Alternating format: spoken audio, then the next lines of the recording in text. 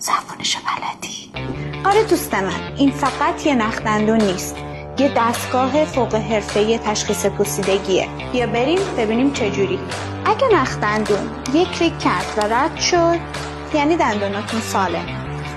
اگه نخ دندونت اینجوری ریش ریش شد یا پاره شد، یعنی دندونت یه راز تاریک داره، یه ترمیم بد، یه پوسیدگی عمیق.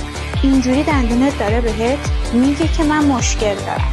اگه نخ دندونت خون اومد، یعنی لثت ازت کمک میخواد، یعنی به زبون بی زبونی داره میگه که من یه مشکلی دارم.